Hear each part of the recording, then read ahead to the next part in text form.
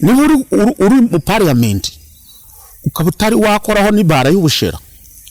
umaze mu parliament imyaka 25 isente zawe zijaga uwo ninde ukorera gande uzisuka gahe hejuru amabati ari gutura maze ba MPs n'ibindi bikomangoma bigaterana ku munsi wo gusenga bakarekora amadora sente pu bagasukaho abantu bakabakomera mashini umugisha bakayitahana ikanisa nange kiriziya nange umuzigiti nange cyaryo cyose bakagenda bakacubaka kikaba nk'umusozi hejuru kakireba gose utaba abantu wareba agashuri karahi ruhande nihagire kibaka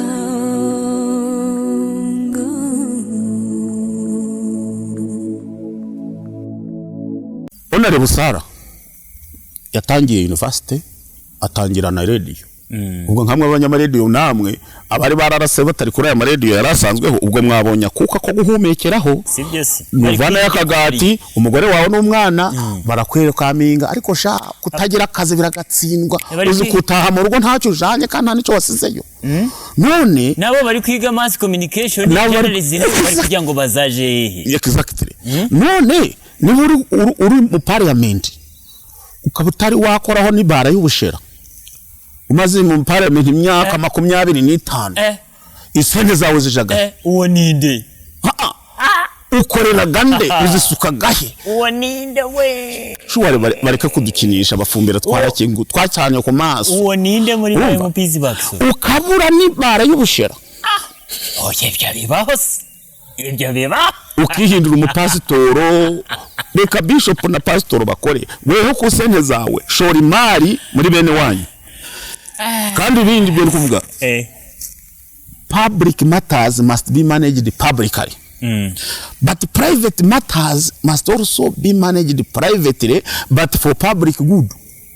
ariko so ninde muyobozi oya ndi kuvuga bibayeho ushobora kugenda ukaba MP nanga umutware abantu bakaba baraguhayisha bayo kuja kuyora ibisente kandi parliament ya kera yo ntameze nk'iyubu ni duke ariko kera zabaga ko ari ukuyora mazima ucyo wakwerekana ngo nurugo gusa wubatse ariko ninde we je ntandi kuvuga umuntu ndakuvuga nka for example urumva abayobozi turi benshi urabona ntabwo ndi kuvuga MP ntandi kuvuga chairman ntandi umvisha ntavuzemo na speaker muri ba MPs bakso dufitemo reka kuvuga ba MPs dufitemo utamvangira mutware gitahondeka Hon Seruganda unarebo kamara afite ibyo birabyantuza dufite unarebo Seruganda bayire nawe tuvuga Seruganda afite inzu y'igitangaza mu Kampala abantu bayipangishagamo bibitongore urumva no sigaye sinzi navuze aba MPs mvuga ntaba speaker amosi ndavuze ntafite ishuri kurebye urumva afite amashuri actually numva naba kansara kandi ku busente buke babonye bakagira imishinga bashinga yabahesha agaciro ko kumva ngo nabo hari abo bahatse ngo databuja nakwita databuja ntacyo mpaga Dr. Niwenze ufite urugo sinzi nta yindi mishinga yonzi muri Kisoro utamvangira ndi gufata example ndabigisha by the way ukabona umwigisha nta kindi afite nagasharake arigafata roni akubaka ikizu cy'inkoko ugasanga iwe ni inkoko nakangari afite ikizu cy'inkoko ariko umuyobozi runaka ntabwo afite n'ikizu cy'inkoko utavuga ngo wowe ufite iki ufite irwaro ryitwa Rivers of Joy mu Cyuho arakana ko batomeye boni mutware boni chairman rero situ wacu aragasama kazana ku rwariro ababyeyi nta bariho barapfuye nagapfubyi turagasanasana ndetse ntaho narindiho n'umukobwa wagakozeho umunasi ariko icyo nshaze kumenyesha ngo nanje nibura hakantu ko nashizeho kubusaho nshiraho n'abasaho 4-5 bari gukoramo kandi bafasha abantu ibitari bya government so nkaba ndi kubwira abagenzi banje bo tusangiye ubuyobozi ubusi naraguze tenti naraguze intebe ibuhereza ibyo biveho ibyo ngibyo ibyo ni babyitaga ibiyobyabwenge urumva ntabwo mwe twarabaguriye imodoka bonize iyo umuntu akubwiye ngo ufite amaso nturora nibyo yakuzanira byose bapfa kwemera ariko ntabwo ubona ziri gupfa ariko wari wabona ambulance ya hariya ni ipsam je ndumenye ngo ndumusaho manyereka kumbwira ibintu bipfuye muri amakoro gize so uzareba segirinya babandi babaga Kampala iyo ba aniverinze icyo bitaga ambulance ibaga ari ambulance yenyine yashaka kandikaho nizinya donated by the segirinya Muhammad abandi bose ntabyo bakoze none reka nkubwire njewe nta naje kunegura no kubesha abayobozi ndikuvuga ibyitegererezo cy'umuyobozi ni umuntu ushora ku mushara we isente zabonye kugira ngo hagire nabandi wabo babyungukiramo nk'abakozi ndetse nangwa nk'abari kuza ku service bambewe aho ziryamye zapfuye rwantuza so izo dusa nk'abazitaye mu coba izo ziba zisa nk'izo bageze mu rugano bakazikwaka iro wonyine ukubaka nk'ikizimbe cyo gupangisha nk'iki nangwa iroji nangwa ni bara ya biya abayinywaga bariho deni baje bakaza bakagira batya bakareba ngo iki kizimbe ni cyane akaho nyine akagipangisha mwewe mubikora nuko mutari mwaje mu mahanga of course umuntu kubera ko mutari ahubwo uvuga uti hari abantu baravuga ngo ngo mushaka ngo nibe ngo none mushaka na kabiri nje nakwiba n'ubutakwiba umushara wawe turahuzi kuko urigisha abantu korora kijambere utagira nimbwa mu nzu urigisha abantu guhinga kijambere udafite akantu k'agafamu urigisha korora urigisha abantu ngo bakora ibi so icyo kureberaho cyo navuze rero icyanciye bugufi nkanje kibananje narakoze nk'ibitangaza ni gihe nyinjizo yanje ari nke rero nkatwe banta nkomiga uko nyinjizo zacu ari nke bagira ngo turi ibipfu nta tuzi gushora tuzi gusesagura tunywa gacane ibitutsi byose bakabitusukaho ngo reka pfurwa pfuye ngo ntazi no gusenga ngo Imana ntiyamusubiza ariko weho wabibonye kutashoye imari ngo nze nkondore kuri iyo nzu yawe nanje mboneho akazi so Imana yashoye isente mu bakire kugira ngo abakene bazibonereho ariko iyo sente abakire bazigundiriye ntibazishiremo imishinga y'abakene baziboneramo izo zimeraga nk'izapfuye ubusa witaranti imwe ameze nka wando bahaye itaranta akayihamba then nyirayo yaza akavuga ngo namenye kuri umugabo w'umunyamwaga andi taranto yawe ibyo nibyo bazatubaza mu ijuru abantu mukunze no kuvuga ijuru rero hari ikintu gihanze muri iyi minsi mutware nkikubwire naco cyo kuvuga ngo tube bamwe ngo burya tuba bamwe twese turi bamwe ndakubwiza ukuri ntituzigera tuba bamwe na kimwe keretse tuvuye kwiba tukaba turi bamwe nk'abajura keretse tugiye mu bushitsi tukaba turi bamwe nk'abatashushitsi keretse tugize ubuconzi cyo gidakuruka mu mvaga abanyamagambo iconzi kizima kandi kidasa n'ibindi turabavandimwe dufite DNA amaraso amwe nk'abene mushongore turabavandimwe nubwo dufite ba mama badasa bene rwamayaya turabavandimwe nk'umuryango mugari kandi niyo mpamvu bagashumba bavuga ngo abavandimwe burya abavandimwe baruta abari bamwe kuko abari bamwe n'abahuriye mu gatare bagahuriye mwari bamwe ariko mufite ikibakurura yabaye turi abavandimwe ntiwakwifuje ngo mwene nyoko bamukubita urushi bamwongera urundi uraho niyo mozi yabonye aravuga ati njewe azana karate yize umunyegiputa yari yatunitse umugabo w'umunyisirayeli amukubita kimwe aragwa igikonde cya naironi amwongeye cya siriki arapfa bamuhisha mu musenyi kiko yuko Mose yari umuvandimwe uwo mugabo bari batunitse umunigo rero nituva kuba bamwe tukaba bavandimwe aho tuzaba tumaze gukura turacyari hasi hari iyo kuba bamwe mu butindi bamwe mu gusabiriza bamwe mu kubona imodoka ya onare binyuzeho tukagira ngo ibyo dara niturivaho tukamenya ngo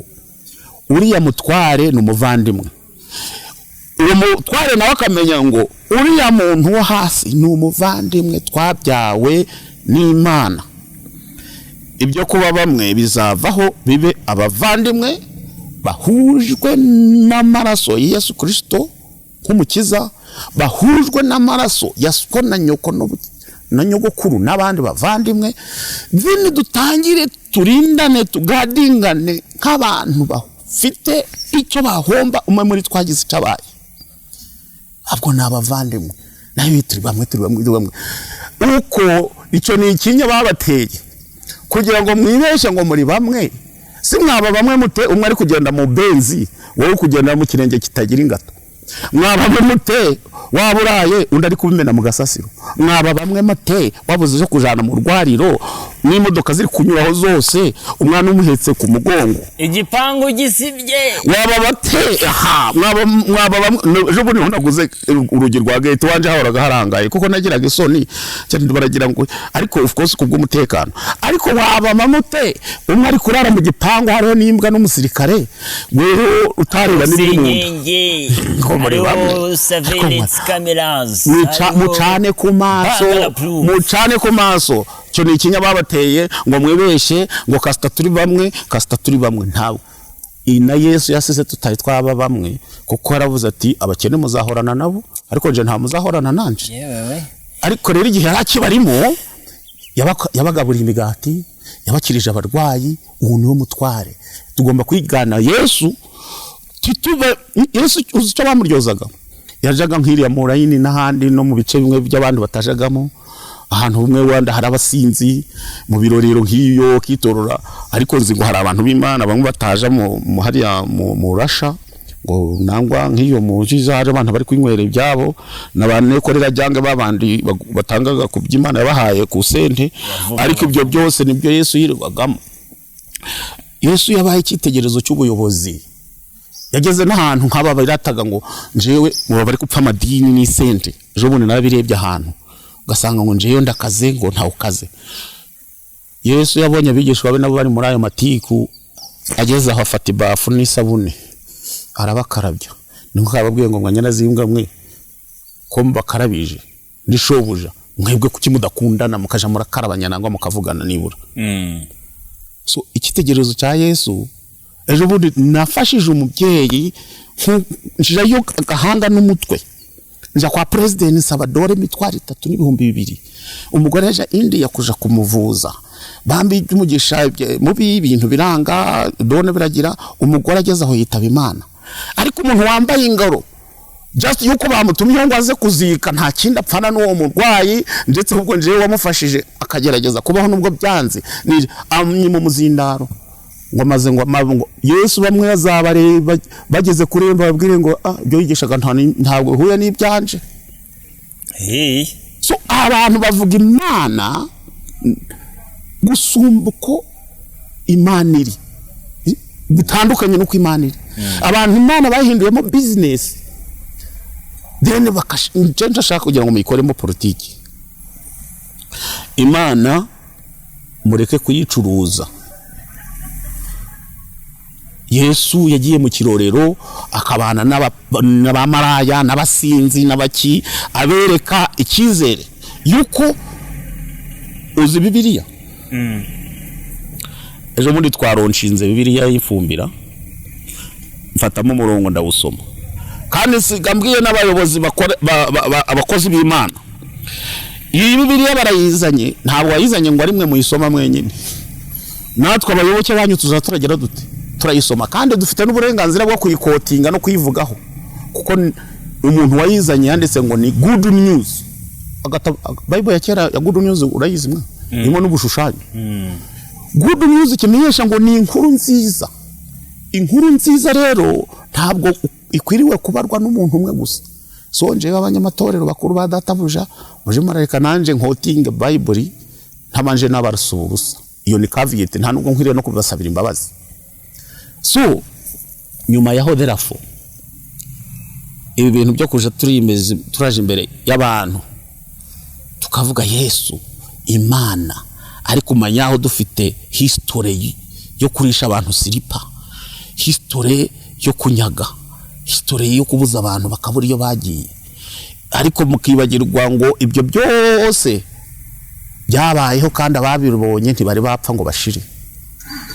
Therefore nuzaje uritukuza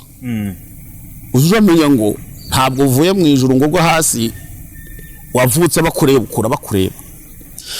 Ndevo nta ufite umwanya wo kubwira abantu ngo uriya rakwiriye uriya ntakwiriye uriya nta nkumi yigaya uriya arashitse uriya tumwakire uriya niyigire hirya. Maze warangiza ibyo byose kubivuga ngo twese tubeva ariko mana koko mana Yesu Kristo niba koko ureba abantu nk'aba uzabakorekera ariko wa jewe ntabwo ndi kuvuga umuntu ubwo ndi kuvuga ibintu bibaho kugira ngo n'igihe kindi n'abana bacu bari inyuma tubakingure ku maso batazongera kugwa mu cyoba nk'icyo twebwe muri iki gihe twaguyemo. Abantu bakatubwira ko afite amaso n'amatwi nje nk'ubu nk'irizuru ritubutse kandi ukavuga ngo nta zuru mfite nta maso nta mazuru nta reka de, ahubwo twemere ngo abafumbira bafite ibibazo twibande kuri ibyo bibazo tubijeho impaka abafumbira bumve abatware bateranye bari kuvuga ku muhanda niba bari gukora burungi bwansi tubafashe, niba ari rwariro ryananiranye turisane. Ahubwo ikindi ugundi muzeka ngo uvuge kandi gushobora kuzanyimisha karuru ariko rero nkuko nabwiye ngo nta wundi wanabivuga atarinje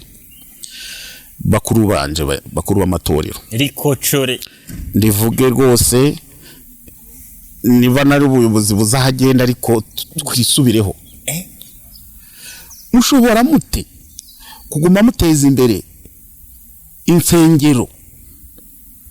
ariko abana banyu bigira hakasigara hasa nabi? Urusengero rwo bazaja muri mwe ku sabato ku cyumweru maybe muzigiti kwa gatanu ariko gura mucucu bw'umwana wawe uri kumwoherezamo akawubanamo kuwa mbere kuwa kabiri kuwa gatatu kuwa kane kuwa gatanu hejuru amabati ari gutura, maze ba MPs n'ibindi bikomangoma bigaterana ku munsi wo gusenga bakarikora amadora sente pu bagasukaho abantu bakabakomera mashini umugisha bakayitahana. Kanisa nange kiliziya nange umuzigiti nange cyaryo cyose bakagenda bakacyubaka kikaba nk'umusozi hejuru kakireba gose utaba abantu wareba gashuri karahi ruhande ukibaza ngo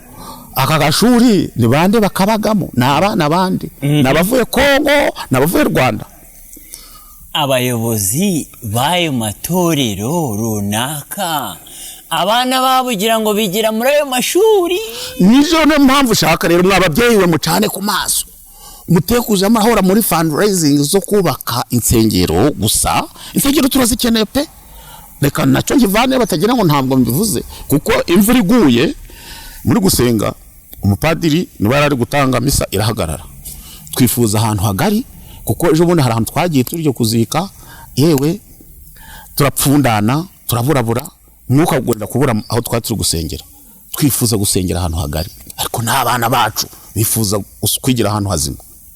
Excuse me, ibyo bisente baga muri kurundanya duhinduremo nabwo rutoki gutya. Ejo twubake kanisa n'ikiriziya n'umuzigiti, ejo bundi twubake ikirasi ntihagire ikibaka